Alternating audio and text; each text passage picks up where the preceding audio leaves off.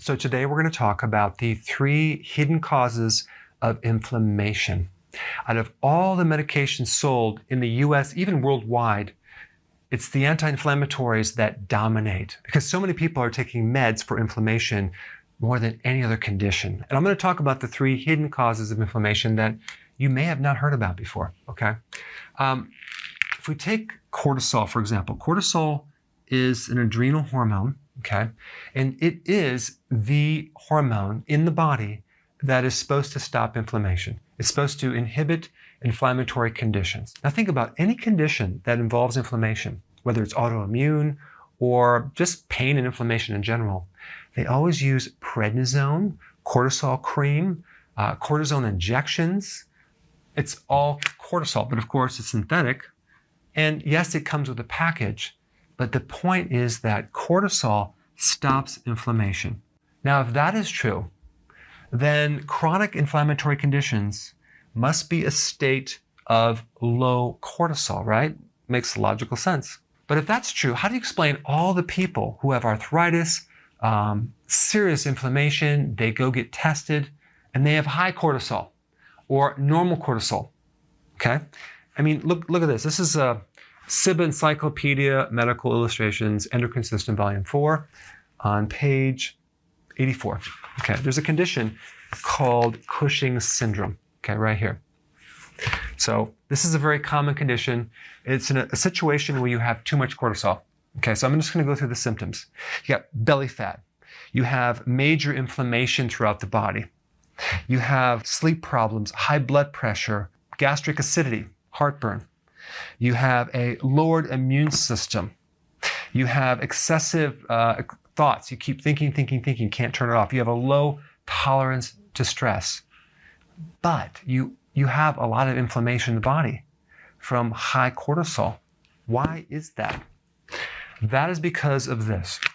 And I did another video on insulin resistance, and I told you that I was going to do a video on cortisol resistance. There's a condition called cortisol resistance in which the receptor for cortisol is downgraded. In other words, it doesn't receive that well anymore. So we have the adrenal gland that produces cortisol. It's supposed to go into a receptor. And if there's too much of that hormone being pumped out because the person's under chronic stress, whatever, then the receptor is going to downgrade and protect the body against the excess amount of cortisol because it's not good for the body to have too much cortisol. There's side effects. I mean, just look at prednisone. The side effects from prednisone, it's crazy. So the body will protect itself, especially the inside of the cell and certain delicate tissues, by creating resistance, okay? The problem is then that blocks the return communication, the negative feedback loop, and so now the adrenal doesn't get the message that this connected, so the body keeps making more and more cortisol. So now we have a situation where we have certain parts of the body that have low cortisol and other parts of the body that have high cortisol. This explains the confusion people have because the symptoms for high are almost identical to the symptoms with low.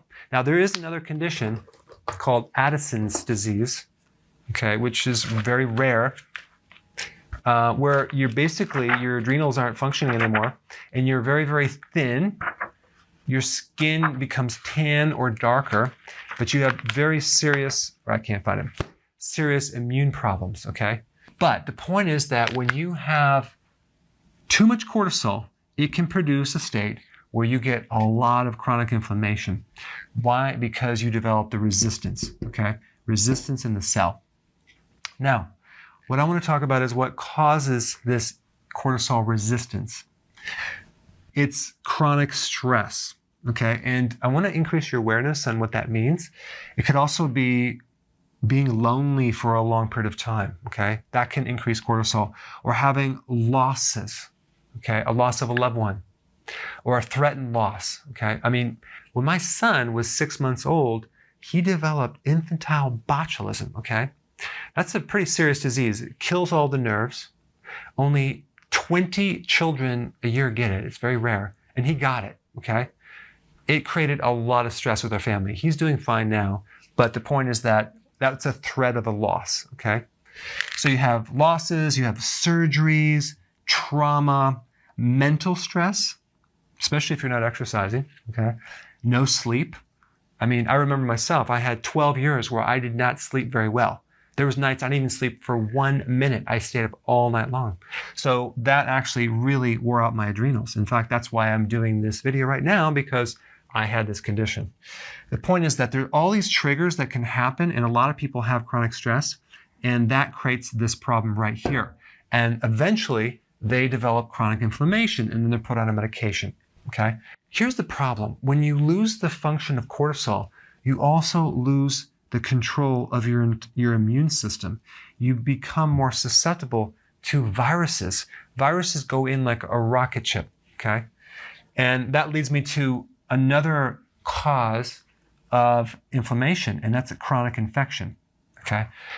So now chronic infection could also come from taking a lot of antibiotics. It could come from your entire gut being imbalanced because you don't have enough flora.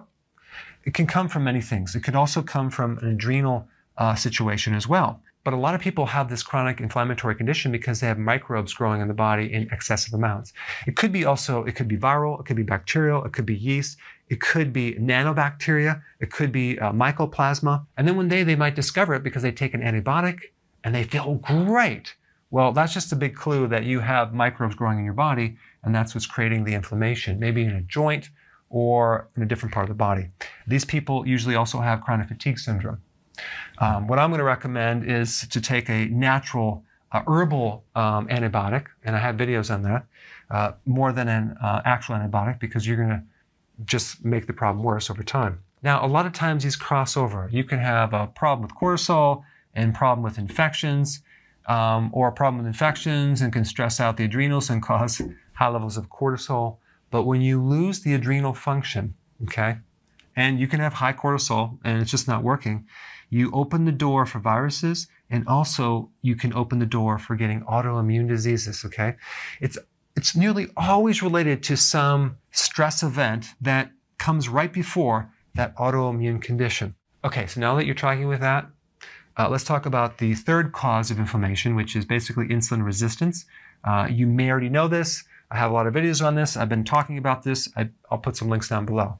But if you're new to my channel and you don't know this, this is going to be very important. Insulin resistance is a condition where you're producing too much insulin, okay? That excess amount causes a lot of inflammation in the body. Plus the fact that this is triggered by your high carbohydrate diet and your frequency of eating, okay? So if you eat too frequently and you have too many carbs, you are going to eventually get inflammation. So what you need to do is get on the program to reduce your carbs and do intermittent fasting. There's a link down below for that. But if I had chronic inflammation, okay, I would be on a healthy keto plan. I would do intermittent fasting. That's going to bring it right down. I would probably, if I had any possible infection going on, I would take an herbal antibiotic, some natural ones like garlic, on a regular basis. And I would do everything I can to get out of my stress situation, okay, improve the stress. I'd focus on getting more sleep, go for long walks, and whatever is triggering this, try to minimize the damage control. And you would find out that your inflammation would drop very, very fast. Okay, so go ahead and try it and give me your comments below. I'll see you in the next video. So if you want more knowledge on how to create a healthy body, subscribe now and get daily notifications. Daily notifications, that sounds weird. Well, I'll just remind you on a daily basis. How about that?